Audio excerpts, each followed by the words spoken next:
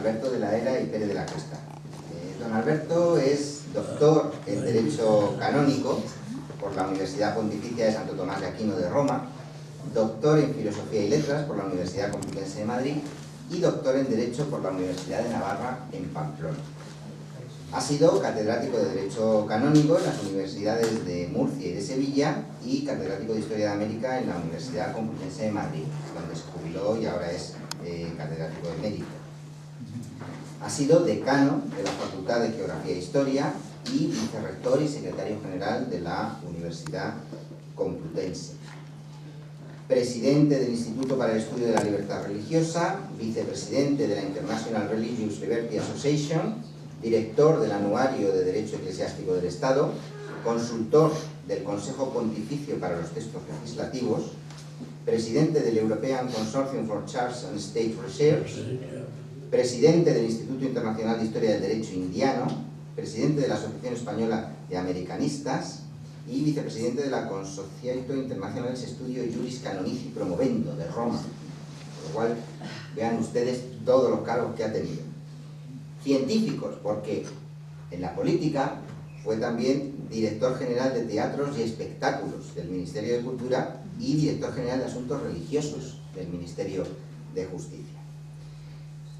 Como para suponer, sus publicaciones son muchísimas, pero podemos destacar la introducción a la ciencia del derecho canónico, el regalismo borbónico o Iglesia y Corona en la América Española. Es decir, una persona que nos va a poder dar una visión total del tema que vamos a tratar hoy. Un tema muy interesante porque no era normal preguntarse si debemos conquistar o no. Y entonces hoy vamos a hablar sobre el debate sobre la soberanía de España en América. Sin más, le damos la palabra a don Alberto.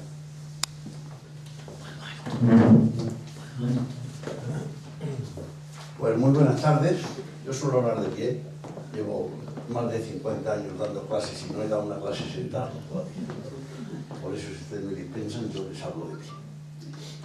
Agradezco la invitación que se me ha hecho, que no es la primera. En este salón he hablado ya 3 o 4 veces en años anteriores sobre diferentes temas y confío en que no lo haré tan mal como para que ya no me inviten nunca más. Ojalá medio me defienda y vuelvan alguna vez a contar conmigo. Agradezco la invitación, agradezco los elogios que ha hecho de mí el don José María de Francisco. Ha hecho una enumeración de las cosas que he ido haciendo en la vida, no porque haya hecho más de las que me corresponden, sino porque estoy más cerca de los 90 que de los 80 años y he tenido tiempo de hacer muchas cosas, simplemente en lo que es mi profesión, que es la enseñanza de la historia de América. Alberto, acérquese un poco más el micrófono a la boca. No me han oído nada hasta ahora, tengo que empezar de nuevo. Pues he estado agradeciendo la invitación, he estado recordando las varias veces que he venido a esta casa a hablar y tengo la esperanza de no hacerlo tan horrorosamente mal como para que no me vuelvan a invitar. Ojalá pueda venir algún otro día. Ahora se oye mejor. Se nota. Bien. Las cosas que han dicho que he hecho en mi vida no las he hecho porque la haga muy bien ni mal, sino porque he tenido mucho tiempo. Porque estoy más cerca de los 90 que de los 80 y he tenido a mi disposición, desde que acabé la carrera hasta ahora, más de 60 años. Y en 60 años da tiempo de hacer muchas cosas si no te dedicas a dormir. Y a eso no me he dedicado nunca.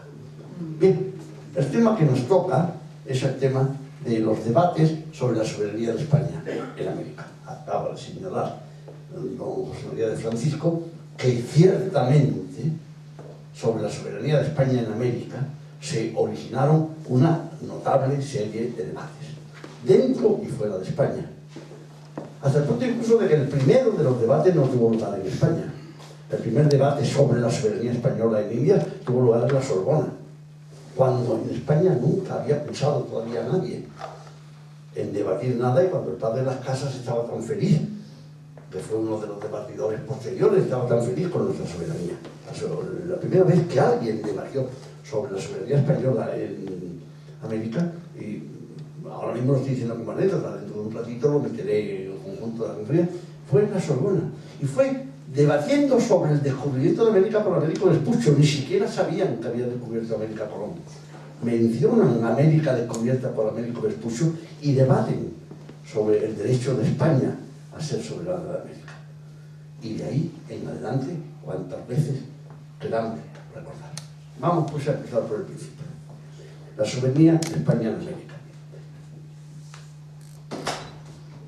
¿De dónde sale, históricamente hablando, jurídicamente hablando, la soberanía de España en América? Durante la Edad Media se pensó por todo el mundo que todo el poder proviene de Dios y que por tanto ningún señor infiel ejerce el poder legítimamente y que por tanto los príncipes cristianos son los llamados a ejercer la soberanía sobre países de infieles. ¿Cuáles? Aquellos a los que el pontífice se los conceda. La soberanía universal es de Dios. La soberanía universal en nombre de Dios es del pontífice. Y el pontífice es el que le concede a los príncipes el derecho de soberanía. Hasta tal punto que hubo un caso, y se podrían citar varios de menor envergadura, de un emperador del Sacro Imperio Romano Germánico, destituido por el Papa, porque estaba procediendo mal y no estaba ejerciendo, según las leyes divinas, la soberanía. Y llegó a haber un emperador destituido por el Papa. El Papa era el dueño de la soberanía, los príncipes eran soberanos cuando el Papa los designaba y reconocía como tales, y la soberanía se ejercía ante todo para que los hombres se salvaran cumpliendo las leyes divinas. Hasta el punto de que si un emperador del Sacro Imperio Romano Germánico no gobernaba de acuerdo con las leyes divinas y apartaba a los hombres de la salvación, el Papa tenía derecho a destituirlo, y ocurrió así. Bien, el mundo europeo terminaba en las Azores, hablo del final de la Edad Media, a la altura de Europa, en las Islas Canarias, a la altura de África. Más allá hay agua, que nadie ha atravesado nunca y que se supone que termina en las costas japonesas chichitas, en las costas de la India, en las costas del Oriente. Pero ese océano no ha sido atravesado.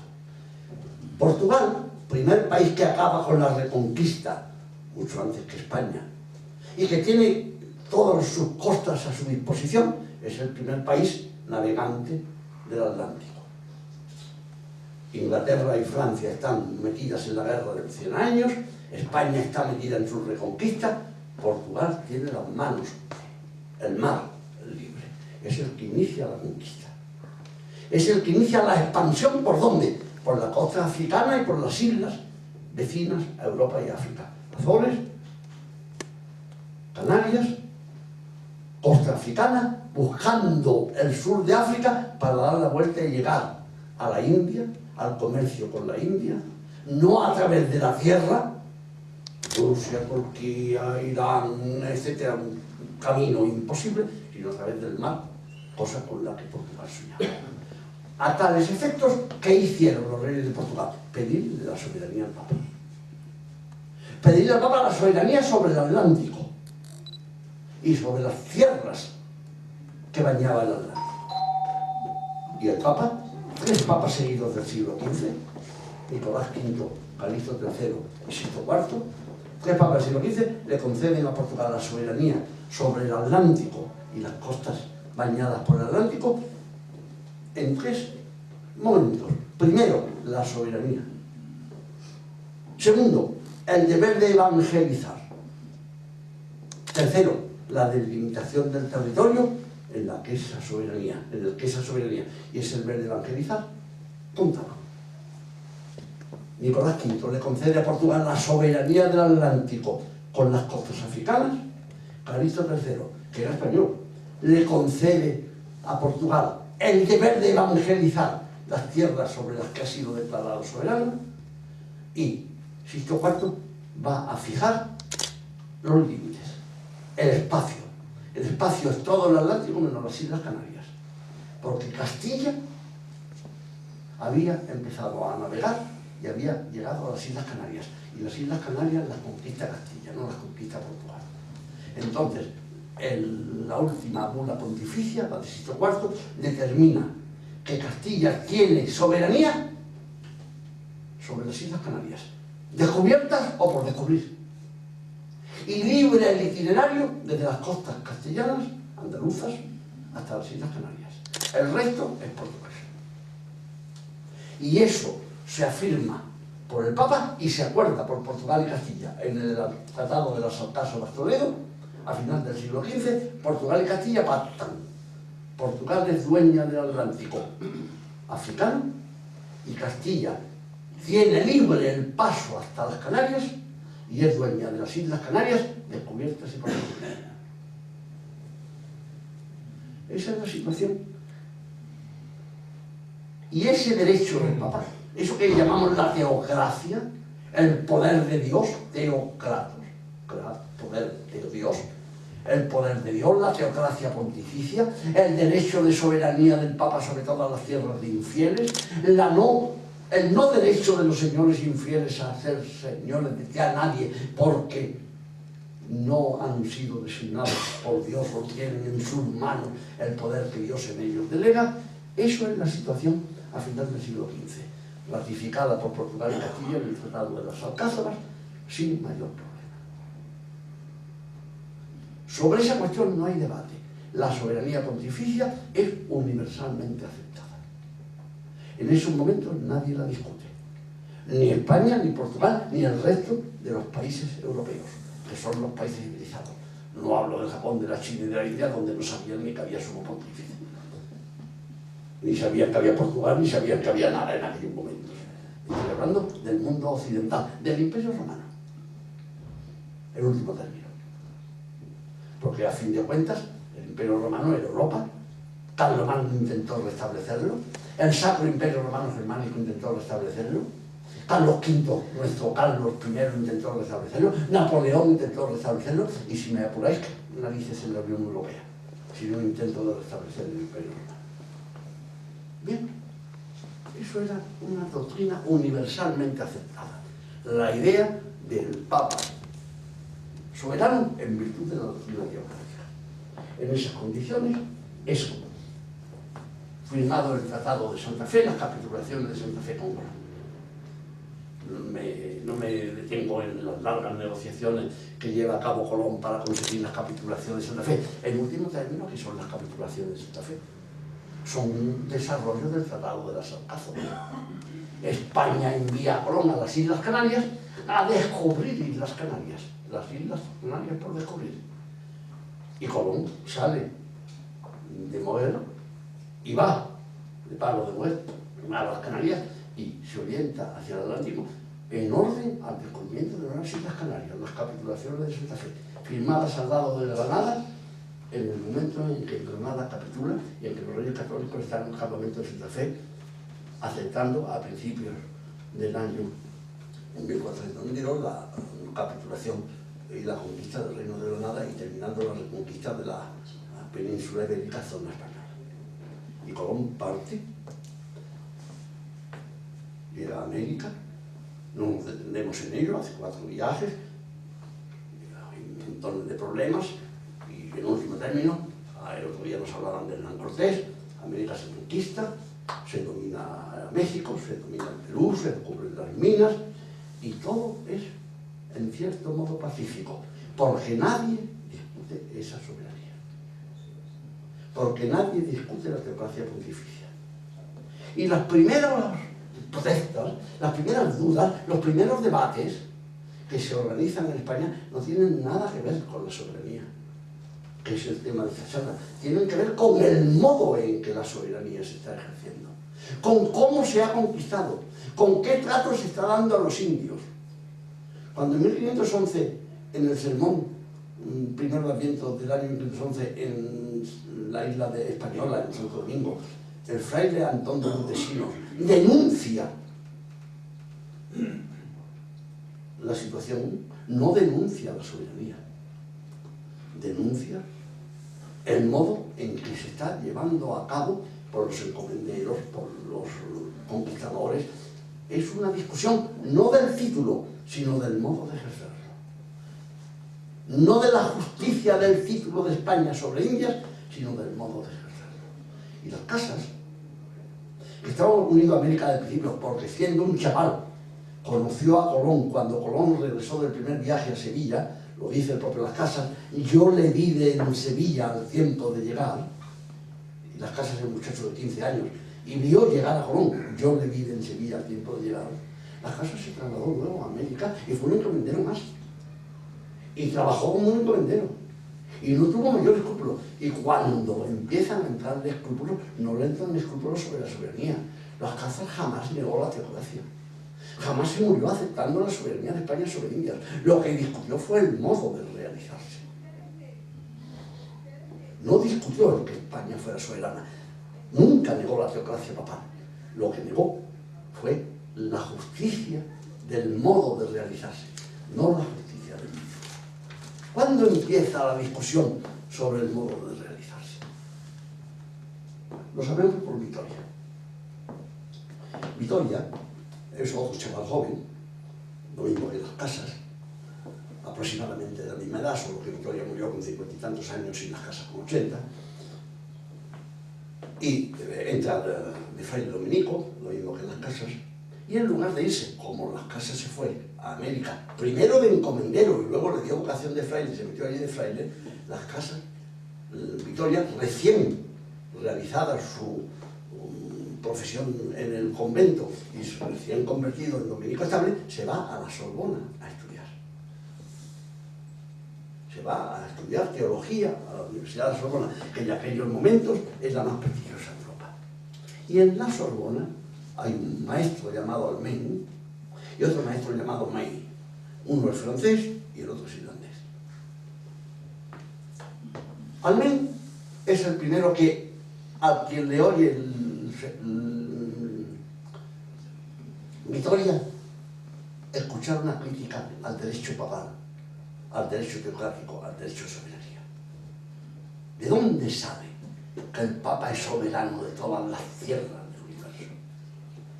¿Qué seriedad tiene el argumento de decir que puesto que Dios es la fuente de todo poder, no hay en la tierra más poder que el Papa y no hay más soberano que aquello que el Papa designa y reconoce? Eso lo discuten en la Sorbona los teólogos con Almen a la cabeza. No están hablando de América. Están hablando del tema de la teocracia. Están hablando del tema de la soberanía. Están discutiendo el derecho de los príncipes cristianos a ser soberanos sobre pueblos infieles simplemente porque el Papa se lo conceda. Y uno de ellos, un irlandés llamado May, es el primero que cita a América y dice: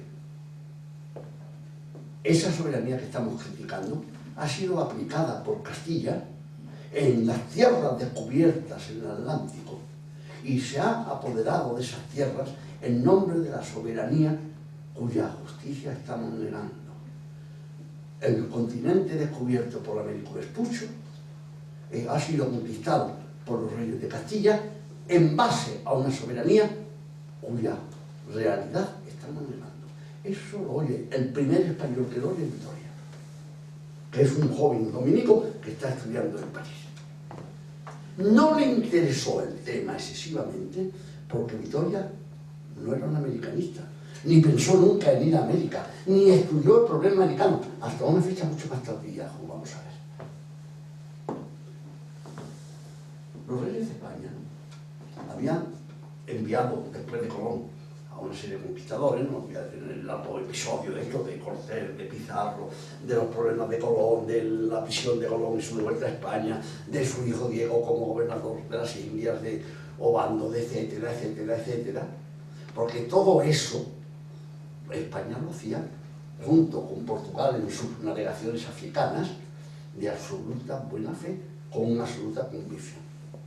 La primera vez que en el mundo político surge la duda, he dicho que la primera vez que en el mundo científico surge la duda es el teólogo de la Sorbona, la primera vez que en el mundo jurídico surge la duda es Francisco I de Francia, que en sus peleas con Carlos V, con Carlos I de España, en sus peleas con Carlos I, deseando criticar como hizo en todos los terrenos, la política de Carlos V, empezó a criticar la conquista de América y dijo una frase famosa: me gustaría ver el testamento de Adán, a ver por qué España es la dueña de las tierras del océano.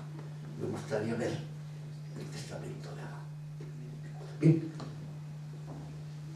el papado había concedido a España, como le había concedido previamente a Portugal, la soberanía sobre las tierras. Después del Tratado de las Alcázares, después de haber delimitado el territorio y después de haberle dicho a los reyes a Colón: vete a descubrir las Canarias. Y Colón no iba a conquistar tierras, como saben ustedes. Colón no iba a extender el imperio. Colón iba a abrir las puertas del comercio con la India y con el Japón, mientras Portugal lo hacía por el este, hacerlo por el oeste. Y efectivamente, como dice Pemán en El Divino Impaciente, con el tiempo, en las Islas Molucas se encontró las naves portuguesas, la escuadra portuguesa que avanzaba desde el este y la española que había ya atravesado el Pacífico años después. Y dice Pemán, dice: las 5 Molucas son 5 broches de coral que abrochan la ambición el cinturón de la idéntica ambición de Castilla y Portugal. Las 5 Molucas son 5 broches de coral que abrochan el cinturón de la idéntica ambición de Castilla y Portugal. Castilla y Portugal se común acuerdo. Y cuando regresa Colón del primer viaje, lo primero que hace la corona española es dirigirse a la Santa Sede. ¿Colón ha ido a descubrir tierras? No.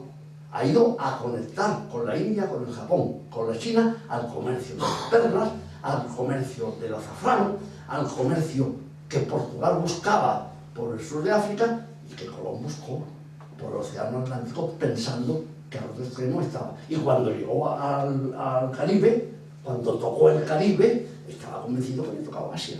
Y regresó del primer viaje convencido que había tocado Asia. Y dijo que aquellas eran tierras limítrofes vecinas al imperio japonés, al imperio chino, a los imperios hindúes. Esa fue su convicción. Y regresó Colón en febrero, había salido, como ustedes saben, y descubierto América el 11 de octubre, fue, o el 12 de octubre, la noche del 11 al 12. Regresó en febrero, tocó en Lisboa, y la primera persona a la que le dijo que había descubierto tierra fue el rey de Portugal, que lo supo antes que el rey de España. Luego salió de Lisboa en línea recta hacia los reyes que estaban en Barcelona, los reyes católicos. El segundo que lo supo fue el duque de Medinaceli, a su paso por Medinaceli, camino de Barcelona, y el tercero fueron los reyes. Inmediatamente el rey de Portugal envió una embajada a Barcelona. Colón ha descubierto tierras que no son las Canarias, son mías.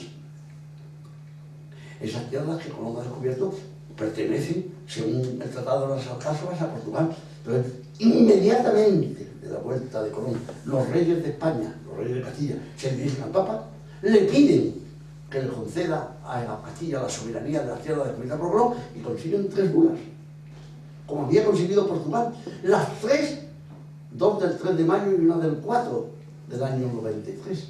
Colón regresa en febrero, avanza en marzo, se entrevista con los reyes en abril, y el 3 de mayo, y no había teléfonos, ni internet, ni aviones, había que enviar un caballo, que por mucho que corriera algo tardaba.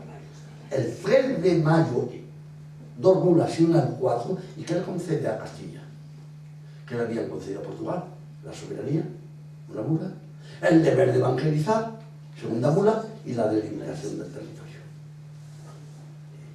Castilla adquiere la soberanía, adquiere el deber de evangelizar, como tenía Portugal, y se vuelve a delimitar el territorio. Y ahora dice el Papa: el territorio es el siguiente, puesto que Castilla ha descubierto tierras muy al oeste de Europa, en pleno Atlántico, y Portugal está muy centrada en África, vamos a trazar de polo norte a polo sur una línea recta a 100 kilómetros al oeste de las Azores, y de los 100 kilómetros del oeste de las Azores para acá, todo el de Portugal, menos las Islas Canarias, y de 100 kilómetros al oeste de las Azores para allá, todo el de Castilla. Y esa bula pontificia que le da la propiedad a los reyes de Castilla del Atlántico y lo que haya para allá, 100 kilómetros al oeste de las Azores, los reyes de Castilla y Portugal se reúnen El rey de Portugal dice que le han dado muy poco, discute, y en el Tratado de Tordesillas, que confirma la bula pontificia, como el Tratado de las Alcázovas había confirmado la bula pontificia anterior, en el Tratado de Tordesillas acuerdan los reyes que lo de las 100 leguas no, 300. La soberanía portuguesa es hasta 300 leguas más allá de las Azores, y a los 300 leguas más allá de las Azores empieza la soberanía portuguesa, castellana. ¿Qué hizo eso? Que el Brasil es portugués. Porque las 300 leguas pisaron el Brasil. El extremo más occidental del Brasil, más oriental del Brasil, el más próximo a Europa, no Brasil entero, el extremo más próximo a Europa quedó de Portugal. Porque las 300 leguas, ¡pum!, pisaron la ciudad de Recife, que es la ciudad más próxima, quedó, se fundó entonces, quedó para Portugal. Y Portugal se apoderó de la costa del Brasil. ¿Y qué pasa? Que el Brasil es muy largo y se tarda mucho en llegar a los Andes, y Pizarro había atravesado el istmo, había llegado al Perú, había descubierto la gran riqueza del Perú, había conquistado el Perú, pero los Andes eran una barrera que separaba el Perú del Brasil. Y Portugal tuvo enorme territorio para penetrar hasta los Andes, y el Brasil es enorme, y Castilla tuvo muy poco territorio para penetrar hacia los Andes, porque los Andes están en la orilla del Pacífico. Y gracias al Tratado de Tordesillas, Portugal se quedó con todo el Brasil, en parte porque las 300 leguas le cogieron el pico del Brasil, y en parte porque penetrar hacia adentro por el Brasil era muy fácil, y penetrar hacia adentro del Perú era imposible, porque estaban los Andes que lo evitaban. Bien, se hizo el Tratado de Tordesillas, se le había concedido a Castilla la soberanía, se le había concedido a Castilla el deber de evangelizar, y se habían puesto de acuerdo Portugal y Castilla en la distribución del territorio. No había más problemas. Se empieza entonces a discutir teóricamente en la Sorbona, y un señor que menciona a América de paso en las discusiones de la Sorbona, no sobre América y Castilla, sino sobre la teocracia pontificia, un señor, el profesor May, se le ocurre decir que esa teocracia que están condenando ha sido aplicada por Castilla en las tierras que ha descubierto Vespucio. Si no llega a decir eso, la discusión hubiera sido puramente teórica, pero eso lo oyó Vitoria y se le quedó adentro, sin mayor problemática. Bien, empieza la situación, y ya les digo, el año 11, un dominico, Montesinos, critica por vez primera el procedimiento, no la soberanía. Y entonces empieza el debate en España. Empieza el debate en Castilla lentamente. Empieza el debate en las Indias. Unos dominicos se ponen de acuerdo con Montesinos, otros están en contra. Hay gobernadores. Anteayer citaba a Rosa Martínez de Codes las peleas de Cortés con la primera audiencia. La primera audiencia era una banda de sinvergüenzas. E hicieron todo el daño que pudieron en los procedimientos de dominación. La segunda audiencia fue una gente muy honrada. Intentaron poner coto a la explotación de los indios. Hubo de todo. Hubo encomenderos estupendos, hubo gobernadores muy buenos, hubo alcaldes muy sinvergüenzas, hubo unos que explotaron, hubo de todo. Y eso empieza a ser una discusión en la que entra de lleno el padre de las casas, desde América. Empieza a sumarse, no a los que discuten la soberanía, empieza a sumarse a los que acusan el procedimiento.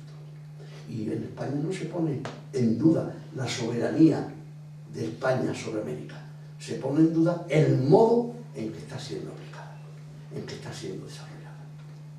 Y se dan leyes. La propia Isabel la Católica en su testamento había dicho que los indios eran súbditos de la corona de Castilla, y un fraile dominico viene a España a intentar que la corona y el papa digan que lo que se está haciendo en América es desproteger a los indios, y que los indios son capaces de la fe, y que los indios son capaces del bautismo, y que a los indios hay que respetarles como personas. Se encuentran que Carlos está en Alemania, aquí está de regente la emperatriz Isabel, visita Fray Bernardino de Minaya a la emperatriz Isabel, consigue una carta de recomendación para el Papa, se va a Roma, habla con Pablo III, en 1530, y consigue una bula, la bula Sublime Deus, en la que el Papa dice que los indios son capaces de la fe. Son personas creadas por Dios para la salvación. Hay que bautizarlos. Y establece por vez primera la seguridad absoluta de que la soberanía tiene que ser compatible con el buen trato a los indios. Y si quieren ustedes llevarse un susto, si es que no lo saben, dice que las casas, en otro momento dice, claro, los indios son personas libres, los indios no pueden ser esclavizados. Y si aquí tiene que haber gente esclava que trabaje, pues traigan ustedes negros. Eso en las casas. Traigan ustedes negros. Los indios son libres. Los indios no pueden ser esclavizados. Los indios son soberanos. España puede ser soberana en nombre de la colectividad, pero los indios son súbditos de Castilla como cualquier habitante de Toledo. ¿Hace falta esclavos en el trabajo? Traigan negros. Y dicho sea, en honor de España, Castilla nunca se dedicó al comercio de negros. Era Portugal y Francia e Inglaterra las que iban a las costas de África. Hablaban con un cacique negro y le decían, te pagaremos tanto por los esclavos negros que nos des. El cacique se lo estuvo dando como ocurría, le declaraba la guerra a la tribu vecina. Hacía aquí un número de prisioneros y los tendría aquí para cuando llegara un barco portugués o un barco francés o un barco inglés, y estos los compraban y los llevaban a América y los vendían, sin que las casas se escandalizaran. Las casas se dedicó a criticar el sistema, no a criticar el derecho. El derecho permanecía incólume. A las casas, en vista de su gran defensa de los indios, lo hicieron obispo de Chiapas, donde fracasó estrepitosamente, y entonces dimitió del episcopado de Chiapas y regresó a España. Y empezó la gran defensa de los indios, no la crítica a la soberanía. Empezó la gran defensa de los indios. Y por vez primera en España, un hombre de gran verborrea, de gran capacidad de palabra, de gran capacidad de escribir, empezó a criticar acerbamente el modo en que se había realizado la política española en Indias, exagerando, diciendo muchas tonterías. Si ustedes tuvieran la paciencia de verse la brevísima relación de la refacción de las indias de las casas, se encontrarían con lo que dice todas las tonterías del mundo, muchas. Pero se encontraron también con que no discute la soberanía y no discute la teocracia. Y Carlos I, ya emperador cuando las casas vuelve a España, Carlos empieza a oír decir que la conducta española es muy criticable, que hay que revisarla, y llega un momento en que ordena la suspensión de la conquista y se plantea si se la puede continuar o si hay que dejarla estar. Y entonces se convoca una junta en Valladolid a arreglar las casas imágenes de Sepúlveda, que no había estado en América nunca, y discuten sobre el modo en que se está realizando la conquista. Y entonces interviene Vitoria. Vitoria ha regresado de Francia. Vitoria se ha estabilizado en la Universidad de Salamanca. Vitoria es un catedrático de teología de la Universidad de Salamanca que enseña teología a los alumnos de teología de la Universidad Salmantina, que es en aquel momento la mejor universidad de España. Vitoria es un dominico que no tiene nada que ver con América ni ha estado en América en su vida. Pero al que llega la noticia de que el emperador está muy preocupado, de que está pensando en suspender la conquista y de que hay una junta en Valladolid, en las casas regionales, en que está discutiendo el método. Entonces, Vitoria se pone a estudiar el tema y entra en el debate. Este es el debate importante. El debate sobre los justos títulos, sobre la soberanía, no el debate sobre los métodos. A mí me pueden conceder derecho a la educación de mis hijos, que lo tengo por ser su padre, y cuando tengo que educar a mis hijos me puedo liar a patada limpia todo el santo día, a puñetazos todo el santo día, no mandarlos a la escuela, yo qué sé, puedo ser un pésimo utilizador de la soberanía que obviamente tengo. Y yo qué sé, el sargento tiene una soberanía sobre los soldaditos que están de guardia y puede dedicarse a, yo qué sé, y un catedrático puede ser absolutamente arbitrario, dedicarse a humillar a sus alumnos y a suspenderlos sin motivo, etcétera, etcétera, etcétera. Claro que todo el mundo puede ejercer mal su soberanía. No hay ninguna profesión, ni cargo, ni papel en este mundo en que no tengas soberanía sobre algo y no puedas ejercerla indebidamente. Y las casas comprende, se está discutiendo, perdón, Vitoria comprende, se está discutiendo el método. El método, tenemos que dictar leyes. El emperador tiene que dictar leyes, las leyes nuevas que tocan los quintos, para corregir los abusos y injusticias. Y hay que procurar enviar gobernantes serios, la segunda audiencia de México, por ejemplo, que hagan cumplir esas leyes. Y hay que castigar a los que las incumplan. Y no podemos permitir la tiranía sobre los indios. ¿Se puede bautizar a un niño indio contra la voluntad de sus padres? Ya había dicho Santo Tomás que no se puede bautizar a ningún niño infiel contra la voluntad de sus padres. No es una novedad. Eso ya lo había dicho Santo Tomás. ¿Qué es lo que se puede hacer? Hay que procurar hacerlo bien, hay que procurar enviar buenos gobernantes, y nunca podemos entrar con el encomendero en las chimbambas actúe tiránicamente. Y podemos dar unas leyes estupendas sobre la educación de los niños en España, y hay un papá que mal educa. Y eso es muy difícil de controlar. Por supuesto. Y entonces, cuando a los que dictan leyes nuevas, dictan leyes muy seriamente orientadas a evitar los abusos. Pero entonces es cuando entra Vitoria de Siena y le da otra dimensión al debate. Y dice, vamos a ver, estamos discutiendo lo que estamos haciendo, pero no estamos discutiendo si podemos hacerlo.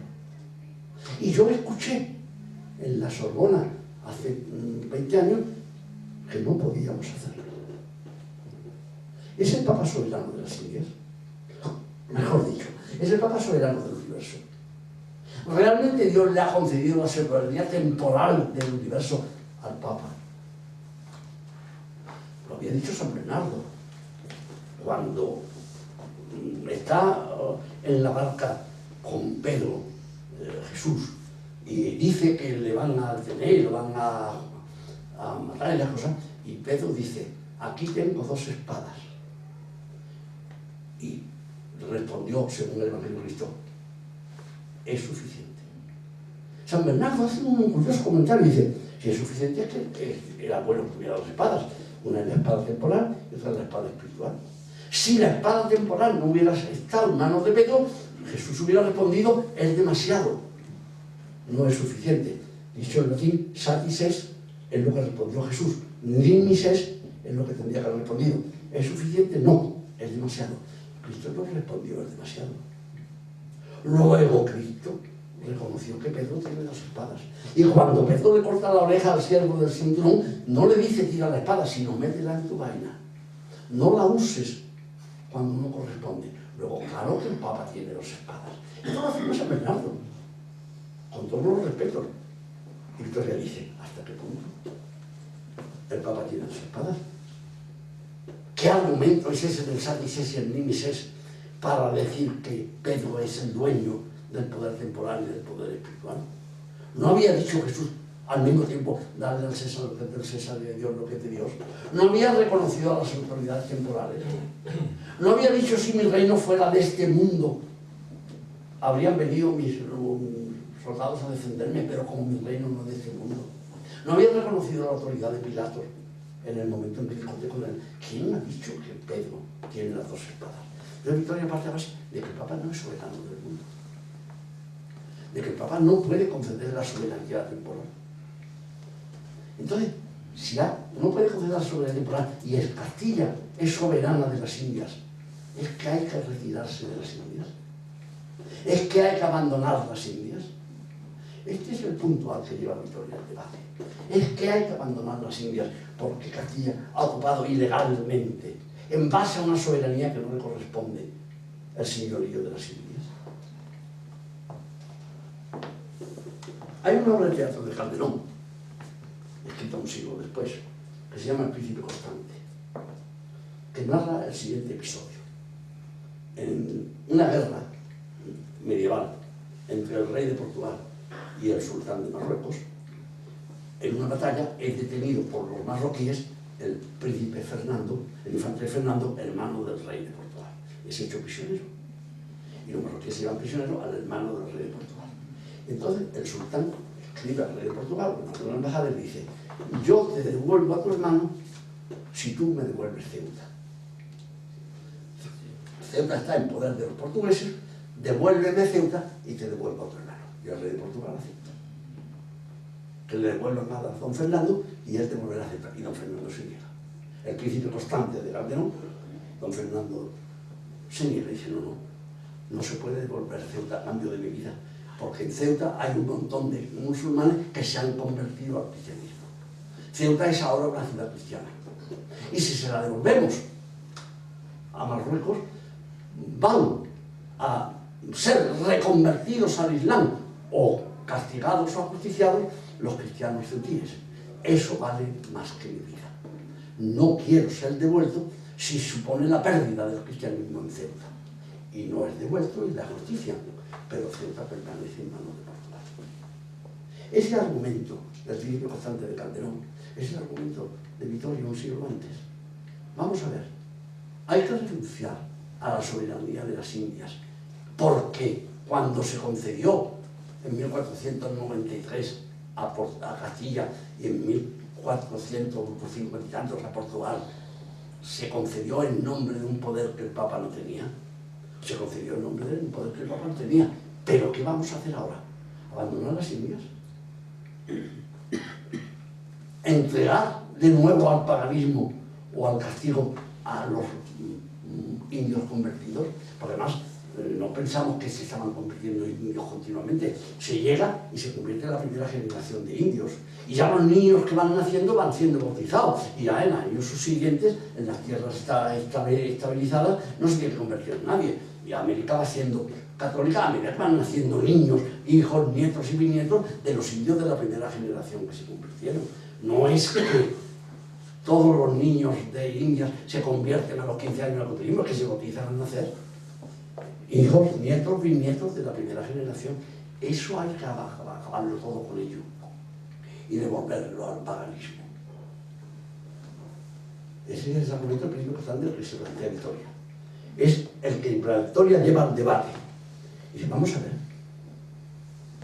ver, ¿cómo podríamos evitar tener que devolver al paganismo a las Indias cristianizadas? Cristianizadas, estamos hablando ya de 1540.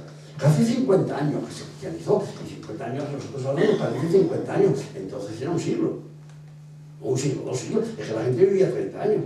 Es que la edad media en el Imperio Romano la edad media era los 17 años. Es que en el siglo XIX la edad media era 50 años.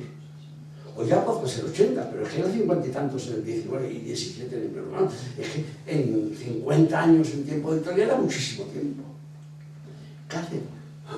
Y entonces empieza Victoria a buscar razones en su debate en torno al tema con las casas, con Sepúlveda, con la corte del emperador, razones que pudieran justificar que no sean la concesión de soberanía por parte del Papa el haber conquistado América.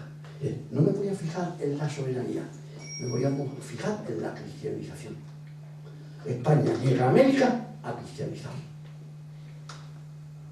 ¿Y cuándo puede conquistar? Incluso militarmente. ¿En qué casos? Cuando un pueblo se niega a permitir la predicación.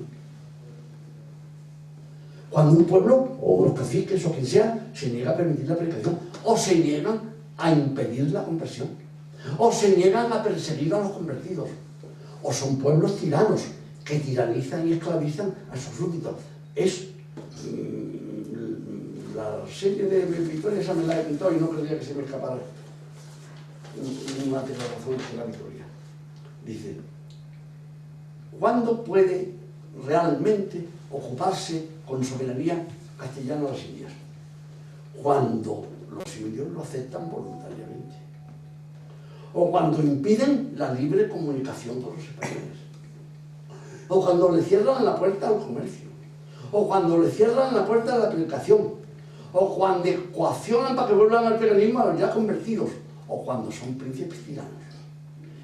En todos estos casos, en la tiranía, en la negación de la predicación, en el intento de devolver al paganismo a los convertidos, en la aprobación voluntaria por los indios, en todos esos casos, la soberanía de Castilla es legítima, porque ha ido a derrocar a un príncipe quillano y ha colocado un príncipe justo. O porque ha ido a convertir a unos señores y un príncipe ha intentado evitar que la evangelización tenga lugar. O porque ha convertido a X número de personas y han aparecido señores indios que están intentando descristianizar a los cristianizados.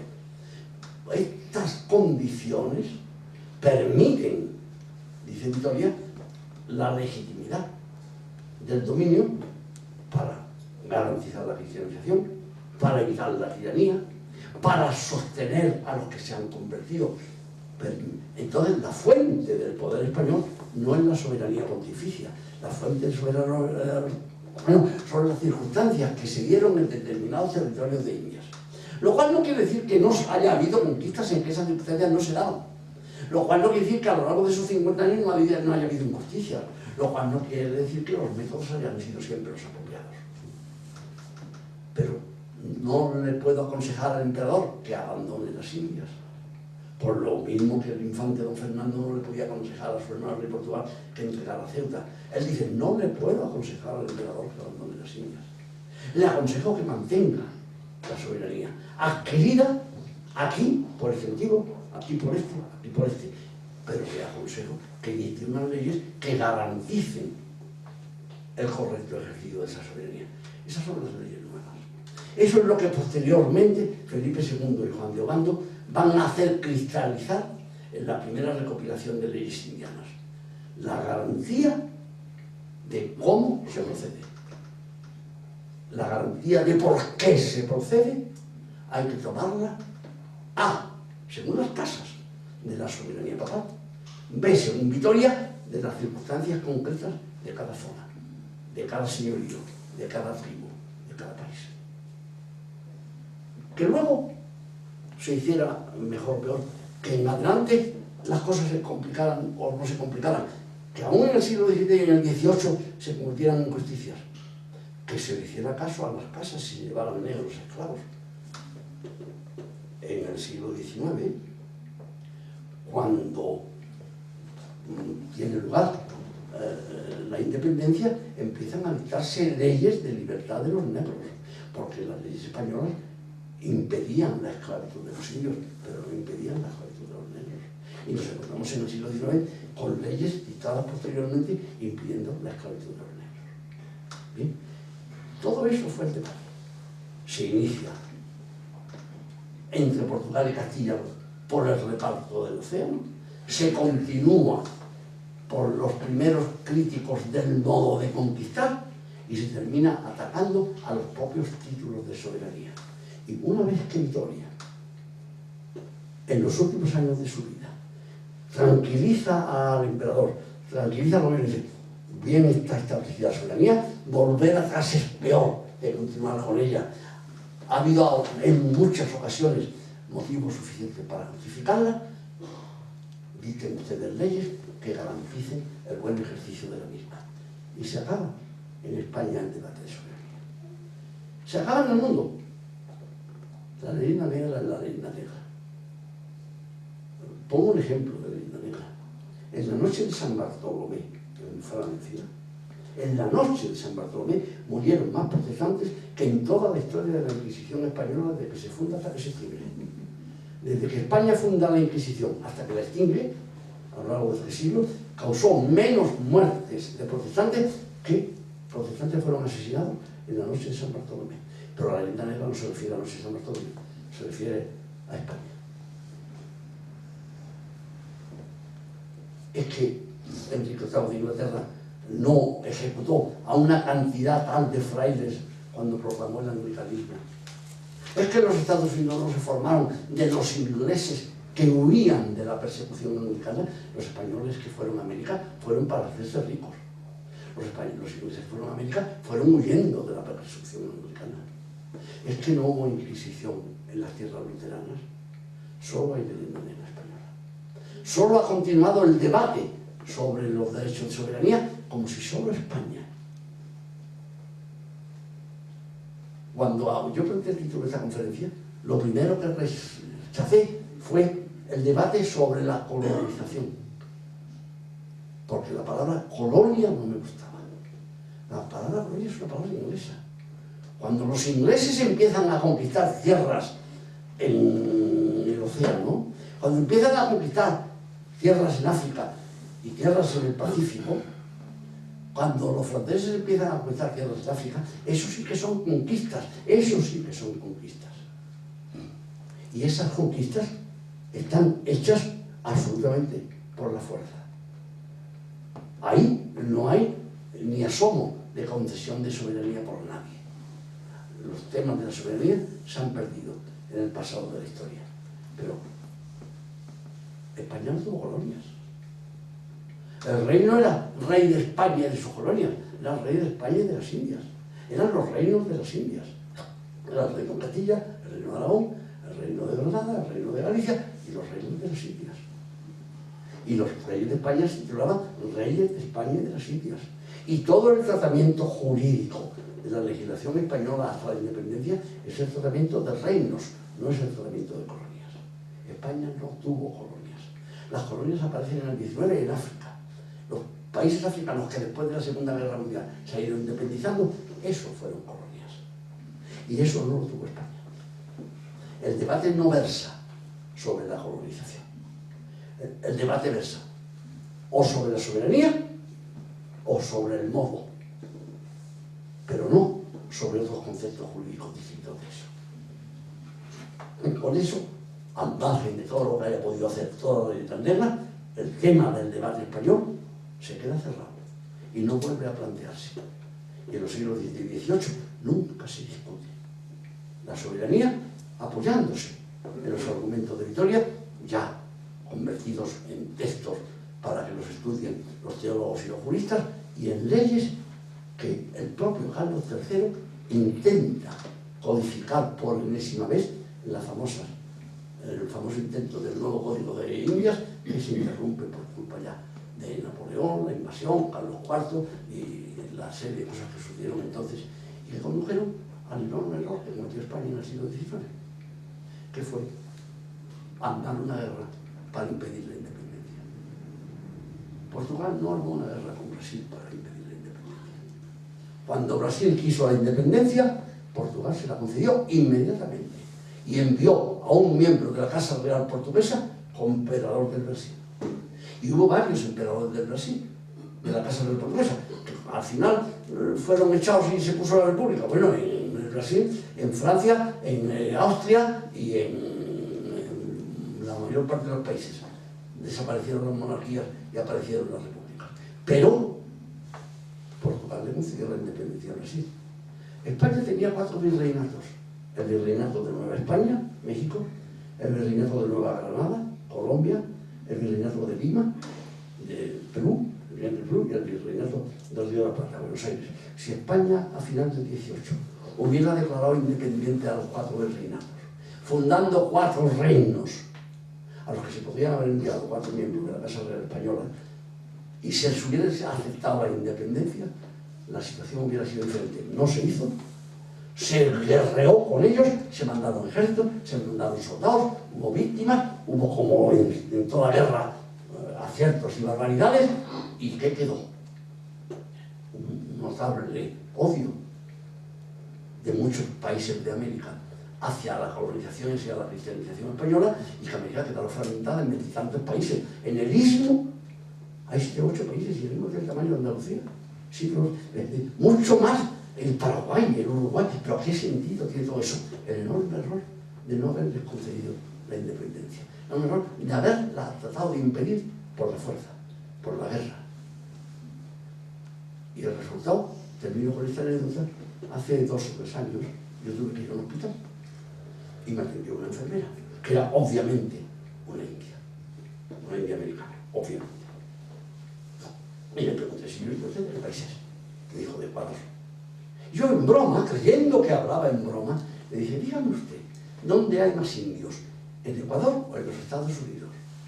Y me dijo, en los Estados Unidos. Y digo, señorita, en los Estados Unidos hay 12 indios en una reserva para enseñárselos a los turistas. Y en Ecuador la mitad de la población es india como usted misma. Es testigo de ello. Ah, pues no es eso lo que me enseñaron en la escuela. Eso es lo que pasó. Que no es eso lo que le enseñaron en la escuela. Que a los catalanes de 40 años de hoy les enseñaron hace 20 cuando tenían 10 años en la escuela, que Cataluña había sido humillada, maltratada, conquistada, explotada por España, y se lo creyeron. Y hoy, si les dices que eso no pasó, no es eso lo que les enseñaron en la escuela. Y lo último que voy a decir es muy duro. El Papa Francisco, en Ecuador, hace un par de años, en un discurso sobre la cristianización española, dijo todas las tonterías del mundo. Todas las tonterías de la leyenda negra. ¿Por qué? Porque es eso lo que le enseñaron en la escuela. Caramba con la escuela.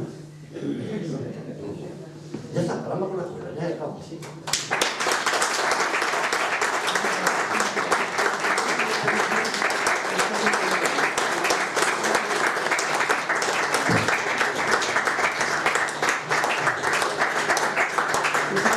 Muchas gracias a don Alberto por esa magnífica conferencia. Y bueno, pasamos al turno de preguntas, que seguro que se habrá suscitado más de una y más de dos entre el público.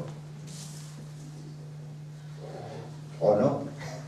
Yo estoy muy acostumbrado, en mis charlas y conferencias, estoy muy acostumbrado a que no haya preguntas. Y siempre me he preguntado a mí mismo, ¿lo he explicado tan maravillosamente que nadie tiene duda o no le ha interesado nada a nadie? Mire, yo me he parado de apuntar, o sea que algo me ha interesado. Yo llevo todo lo que sí. Pequeño detalle me Bueno, interesa. ¿hay una pregunta? Muy bien. Don Jaime. Pues para que no quede sin preguntas, le haré dos. Primero, el término colonia que se usó, yo recuerdo de mi infancia, yo creo que tengo más o menos su edad. El término de colonia se decía los productos coloniales. ¿Eso aparece en qué momento aproximadamente? En el siglo XIX. En el XIX. Y es Inglaterra quien primeramente lo emplea. España no empleó ese término. Pero se utilizaba en España también. Sí, pero copiándolo de. Copiando. Segunda pregunta. Empieza usted a andar por la calle Princesa, desde la plaza de la Moncloa hacia la plaza de España. A lo largo de la calle, el 90% de los títulos de los comercios que encuentra usted están en inglés. Se ve que eso empezó ya en el siglo XIX. Segunda pregunta, por favor. Usted habló de la famosa y tristemente célebre la noche de San Bartolomé en París, y ha dicho que murieron más protestantes allí en esa noche que personas fueron condenadas a muerte por la Inquisición o protestantes por la Inquisición. Eso es lo que me enseñaron en la escuela. Yo no lo he estudiado especialmente, pero eso es lo que a mí me enseñaron. He dicho muchas veces, cosas que uno no ha estudiado las mete en las asignaciones porque forman parte de la formación de uno. Esa es mi escuela. ¿Los protestantes eran judíos? Bueno, no, sí. Al decir protestantes diciendo víctimas de. No, judíos, musulmanes. En Francia, fundamentalmente, la mayor parte de los protestantes de la San Bartolomé fueron calvinistas. En muy buena medida. Porque fue la religión luterana que más arraigo había tomado. Pero tenemos en cuenta que cuando decimos protestantes, ¿de qué estamos hablando?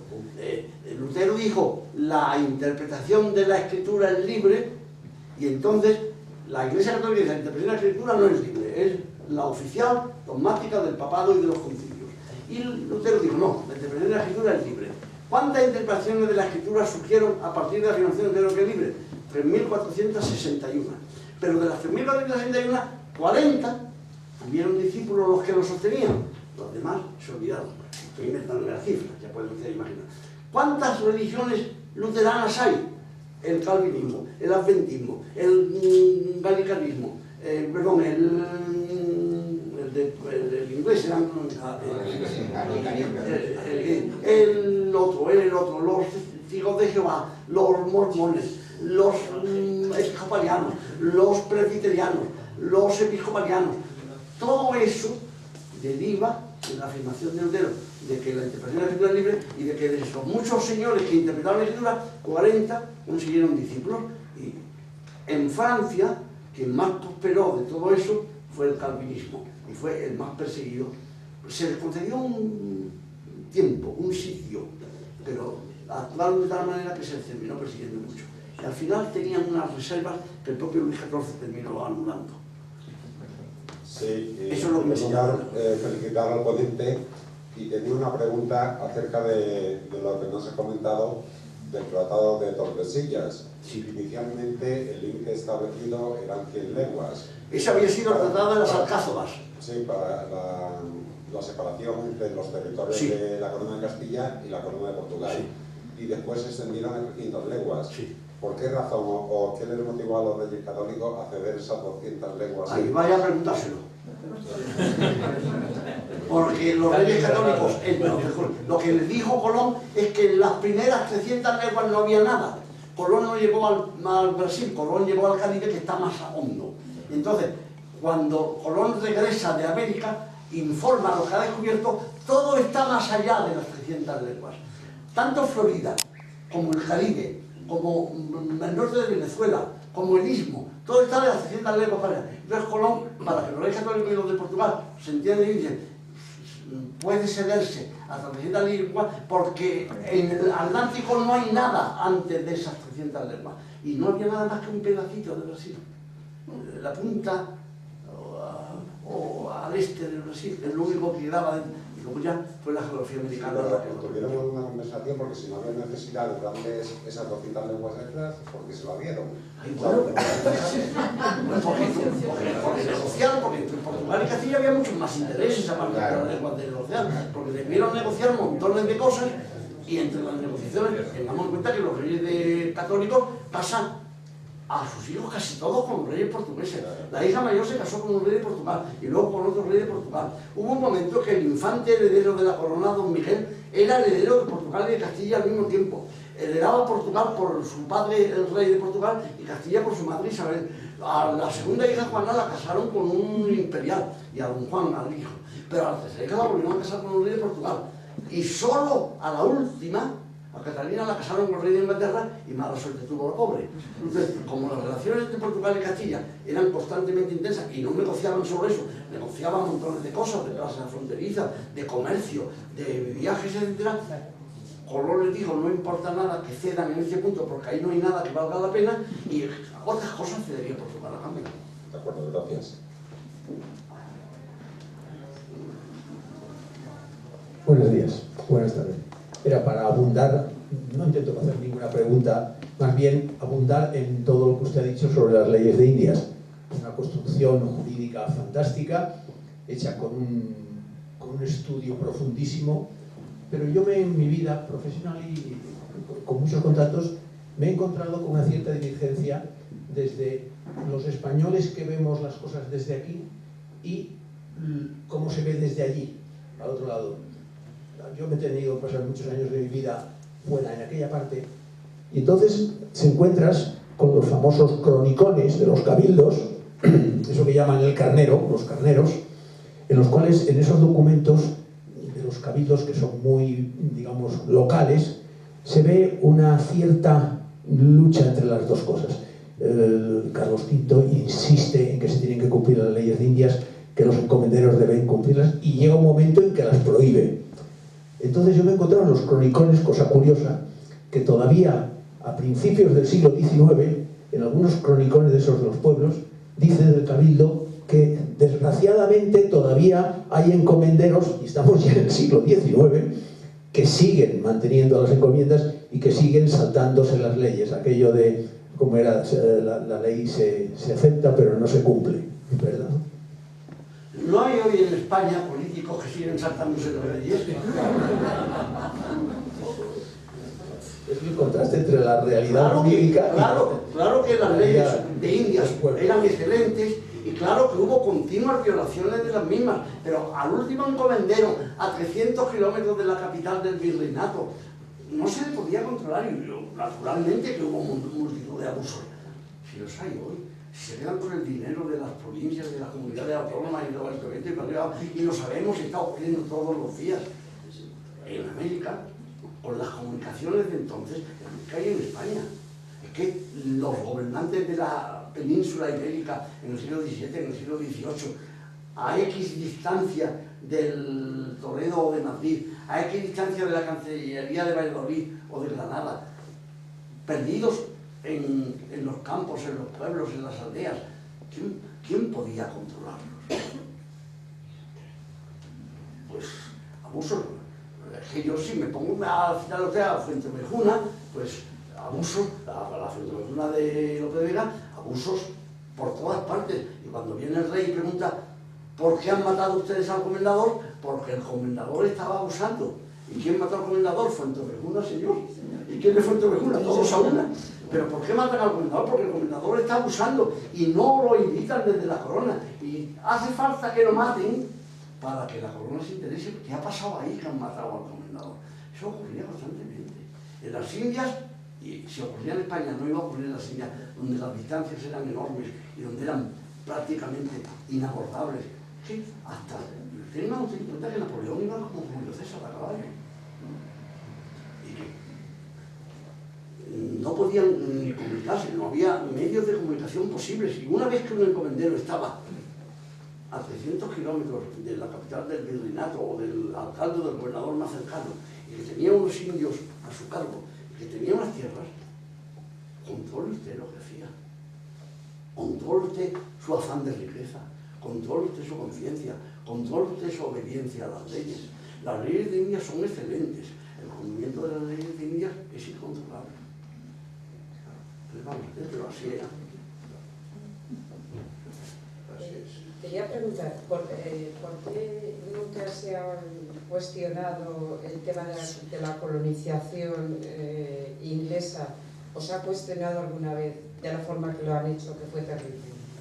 ¿Por qué nadie lo ha hablado? Porque tenían que cuestionar los ingleses, que son los que han cuestionado la colonización española. A nivel europeo, igual que suscitó todo esto, una serie de debates tan intensos en la Sorbona, ¿por qué no hubo un debate de igual forma cuando las cosas estaban Yo eso no, de tal manera? vamos a ver, honradamente, me asombro lo mismo que usted, pero no lo he estudiado. No me atrevo a responder a lo que yo no he estudiado. Me asombro lo mismo que usted, debió haberlo, pero no lo he estudiado. Es que yo he estudiado lo que he estudiado.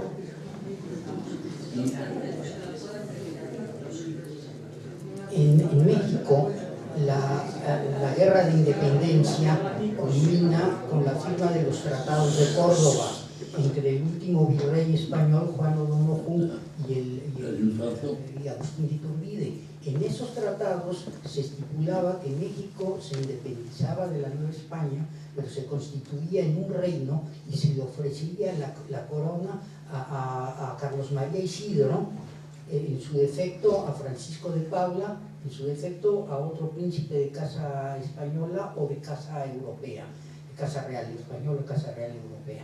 Lamentablemente no fue ratificado ese tratado y bueno, pues quizás... No se ratificó ese tratado y se terminó ofreciendo la corona a un príncipe de casa europea, Maximiliano. No, pero eso fue 40 años después. Sí, pero mire lo que le pasó.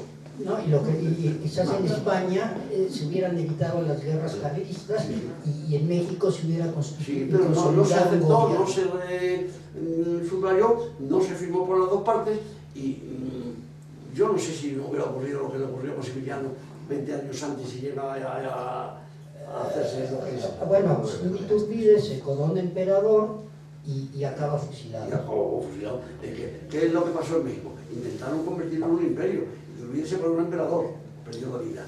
Maximiliano fue emperador, perdió la vida. Quizás Mariano, a lo mejor a Benito Juárez no le pasó nada. Bueno, quién sabe. Así que bueno.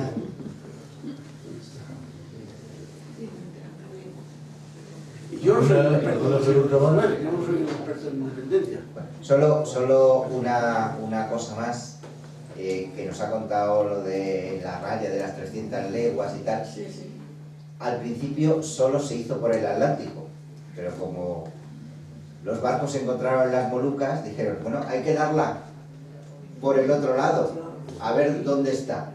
Hasta los años 20 siguieron con la raya para ver quién le tocaba a un sitio y quién le tocaba a otro, y pasaba por las Molucas, obviamente, que era por donde... Las 5 Molucas son 5 crosses de coral que abrochan el cinturón de la idéntica ambición de Calle Cultural. ¿Hasta dónde? ¿Por qué llegamos nosotros hasta donde llegamos? Porque llegamos a las Filipinas, colonizamos las Filipinas, o conquistamos las Filipinas, o nos apoderamos de las Filipinas, o lo que fuera con las Filipinas, y ya no seguimos, porque ya tengo trabajo en Portugal. Claro. Y ahí arreglamos un matrimonio bueno, y lo arreglamos entre Isabel de Portugal y Carlos V. Pero hay un hecho evidente que es que Castilla no puso de facto los pies ni en la China, ni en el Japón, ni en la India. El mejor de los misioneros, el más famoso, el más grande, Francisco Javier, español, con quien fue a la India, lo llevaron los portugueses, en barcos portugueses, bajo la autoridad del rey de Portugal, con permiso del rey de Portugal. El rey de Castilla ni se enteró de que Francisco Javier iba a la India. Aquello era portugués. Estaba repartido. Y nunca hubo un portugués que pisara las Filipinas, ni un español que pisara la India. Y el que pisó la India, Francisco Javier, fue en barcos portugueses, bajo la autoridad de los reyes portugueses y llevado por los portugueses, que eran los que dominaban la India.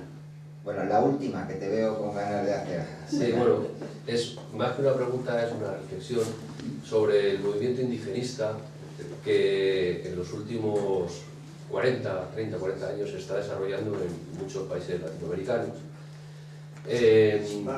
O hispanoamericanos, mejor dicho, sí. Un momento. América. Vale. Luego, América del Norte y América del Sur y América Central. Eso es geografía. Luego, América Inglesa. Eso es los Estados Unidos y Jamaica y las Honduras Británicas, unos sitios muy concretos. Luego, la América Latina. Canadá francés, todo lo español y todo lo portugués. Esa es la América Latina. Luego, la América Ibérica. Eso es Brasil y la América Española. Y luego la América Española, eso es solo la América Española.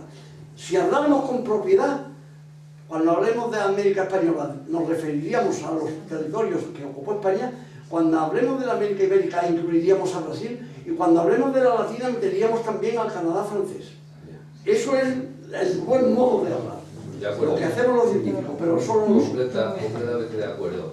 De todas formas, se trataría un poco de un tema que hace referencia a toda la América Latina, en realidad, ¿no? Porque yo creo que afecta a varios países de ese entorno. Entonces, lo que quería comentar es que el movimiento indigenista tiene, entiendo yo, su origen en algunos elementos que, bueno, empiezan a aparecer a partir del siglo XVI, XVII. En el XVIII hay algún levantamiento, por ejemplo en Perú, con el Tupac Amaru y las reivindicaciones de las casas antiguas, de las casas indígenas que habían sido extinguidas. No fue así tampoco, porque de alguna manera la nobleza de aquellas casas se reconoció por la corona de Castilla. Pero de alguna manera yo creo que sí, ese movimiento indigenista de hoy tiene algún reflejo en una reivindicación que se está dando en los países de Hispanoamérica, además, donde hay más población indígena, puesto que, como hubiera dicho usted, en los países, en Norteamérica hay muy poquito indígena ya, por lo tanto la reivindicación poca puede haber. Sin embargo, en estos países de los que estoy hablando sí hay mucho indígena. Y es precisamente en estos países donde se está dando esa reivindicación, muy vinculada con otros movimientos de revolucionarios, y más complejo de todo esto, pero tiene su base quizá en este elemento indígena, en la búsqueda de esa tradición, de ese reencuentro con sus ancestros o casas reales que en algún momento pueden ser reivindicadas por estos mismos. No sé si... No tengo nada que decirle, todo lo que ha dicho usted es exacto. Así es, ese es el origen de los movimientos indigenistas y amén a lo que usted ha dicho, exactamente. Los movimientos indigenistas se producen donde hay indígenas, las cosas como se van a producir en Canadá y en los Estados Unidos donde no quedan indígenas.